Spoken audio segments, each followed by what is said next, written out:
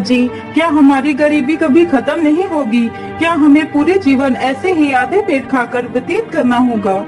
अरे भाग्यवान, मैं लकड़ी काटने बेचने के अलावा और कर भी कह सकता हूँ। देखते हैं, यदि कभी हमारे जीवन में सुख लिखा हो तो वह सुख हमें जरूर मिलेगा। अच्छा भाग्यवान, अब मैं चलता हूँ, मेरा लकड़ियाँ लेने जाने का समय हो गया है। अरे मेरे प्यारे गधे, चलो अब हमारा लकड़ियाँ लाने का समय हो चुका है।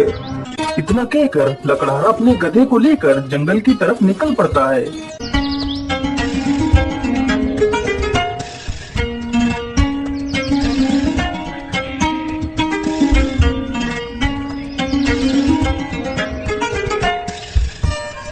मेरे हिसाब से यही पेड़ ठीक रहेगा, चलो इसे ही काट लेता हूँ।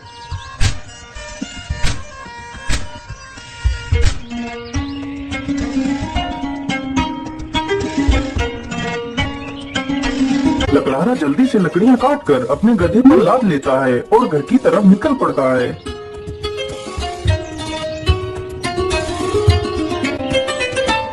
पानी पानी पानी, मेरी सहायता करो। अरे ये किसकी आवाज है? मुझे लगता है कोई तकलीफ में है, चलो चलकर देखता हूँ। लकड़हारा जल्दी से उसी ओर जाने लगता है जिस ओर से वह आवाज आ रही थी।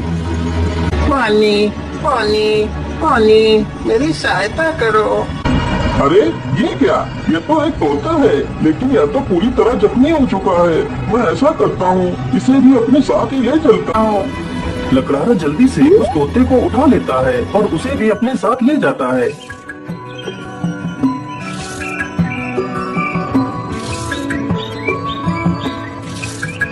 अरे भाग्यवान, तुम जल्दी से हल्दी और चूने का लेप लेकर आओ। मुझे इस तोते के जख्मों पर उस लेप को लगाना है। लकड़हारे की पत्नी तुरंत ही हल्दी और चूने का लेप लेकर आती है। लकड़हारा तुरंत ही उस तोते के जख्मों पर उस लेप को लगाने लगता है। अरे तोता भाई, मैंने तुम्हारे जख्मों पर दवाई लगा दी है, अब तुम जल्दी ही स्वस्थ हो जाओगे। इस प्रकार तोता 1-2 दिनों में ही पूरी तरह स्वस्थ हो जाता है।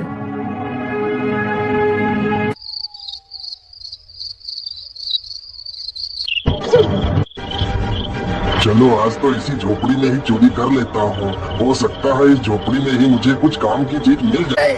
इतना कहकर वह चोर उस झोपड़ी में घुस जाता है। तभी वह तोता उस चोर को देख लेता है। अरे मालिक जल्दी से उठिए, देखिए चोर आ गया। अरे मालिक जल्दी उठो। अरे मालिक जल्दी से उठिए, देखिए चोर आ गया। अरे मालिक जल्दी उठो। अरे वाह, यह तोता तो बोलता भी है, तो क्यों ना मैं इसी तोते को ही पकड़ ले जाता हूँ। बाजार में तो इसकी कीमत अच्छी मिलेगी, और तो कुछ इस झोपड़ी में दिख भी नहीं रहा है।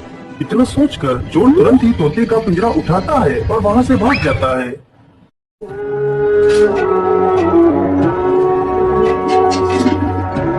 चोर को चलते चलते रात से सुबह हो जाती है। ओहो, मैं तो रात भर चलते चलते कितना थक गया हूँ। चलो ऐसा करता हूँ, थोड़ा इसी पेड़ के नीचे आराम कर लेता हूँ, फिर सोचूंगा इस तोते का क्या करना है।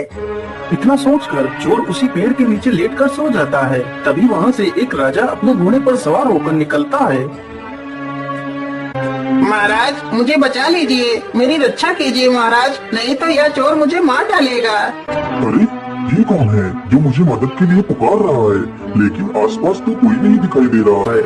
अरे महाराज उधर नहीं, इधर नीचे देखिए महाराज, मैं इधर हूँ। महाराज मुझे बचा लीजिए, यह चोर मुझे उठाकर ले जा रहा है। अरे वाह, यह तोता तो बोल भी सकता है।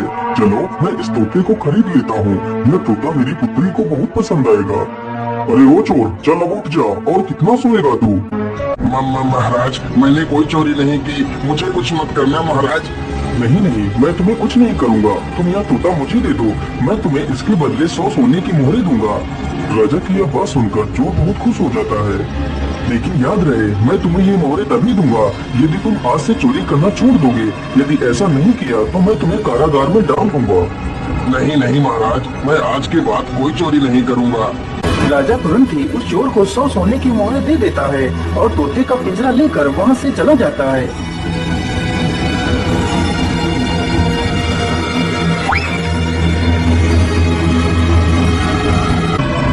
अरे राजकुमारी, तुम कहाँ हो? देखो मैं तुम्हारे लिए क्या लेकर आया हूँ। अरे पिताजी, ये तोता तो कितना सुंदर है। हाँ पुत्री, यह कोई ऐसा वैसा तोता नहीं है। यह तोता इंसानी भाषा को बोल और समझ सकता है। फिर तो यह एक अद्भुत तोता है। पिताजी, आज से मैं इस तोते को अपने साथ ही रखूंगी।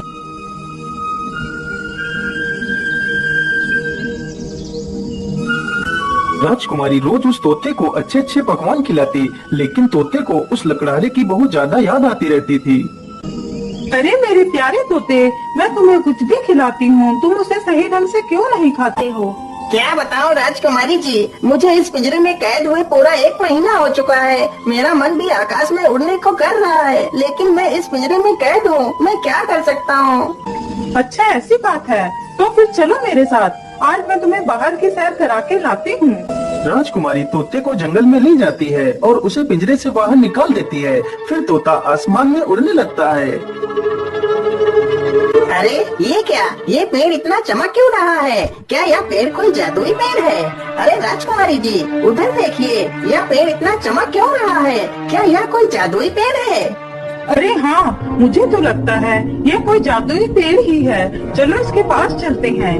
राजकुमारी तथा वह तोता दोनों उस वृक्ष के पास जाते हैं। राजकुमारी जैसे ही उस वृक्ष को स्पर्श करती है, तभी वह उस वृक्ष में समा जाती है। यह देखकर तोता हैरान हो जाता है। अरे राम राम राम, ये क्या हुआ? राजकुमारी तो पेड़ के अंदर चली गई। मुझे जल्दी से यह खबर राजा को देनी होगी।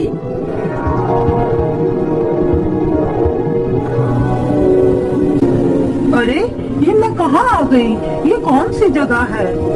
तभी एक बड़ा सा बाज राजकुमारी के सामने आकर खड़ा हो जाता है। अरे यह बाज तो कितना विशाल है। इतना बड़ा बाज तो मैंने आज तक नहीं देखा। तभी वह बाज राजकुमारी को अपने पंजे में दबाकर उड़ जाता है। अरे दुष्ट बाज, मुझे छोड़ दे। तू मुझे कहाँ ले जा रहा है? वह बाज राजकुमारी को एक गुफा के भीतर ले जाता है, जहाँ एक डायन खड़ी होती है। अरे कौन है आप, और मुझे इस प्रकार यहाँ क्यों लाया गया है? मुझे छोड़ दो, मुझे वापस जाने दो। चली जाना, इतनी जल्दी किस बात की है? तुम इस समय पाताल लोक में हो। यहाँ से निकलना इतना आसान नहीं है। तुम यहाँ से तभी बाहर जा सकती हो जब मैं चाहूँगी। यदि तुम यहाँ से बाहर जाना चाहती हो तो तुम्हें मेरा एक काम करना होगा। बोलिए, आप क्या काम करवाना चाहते हैं? राजकुमारी जी, तुम्हें मेरे लिए अमृत लाना होगा। लेकिन ये अमृत कहाँ मिलेगा? ये अमृत तुम्हें रंगी कंचन की पहाड़ियों में मिलेगा। लेकिन ये पहाड़ी कहाँ पर है? फिर वह डायन राजकुमारी को अमृत लाने का रास्ता बताती है। वह डायन अमृत पीकर अमर होना चाहती थी और पूरी दुनिया पर राज करना चाहती थी। उस डायन ने उस विशाल बाज को अपने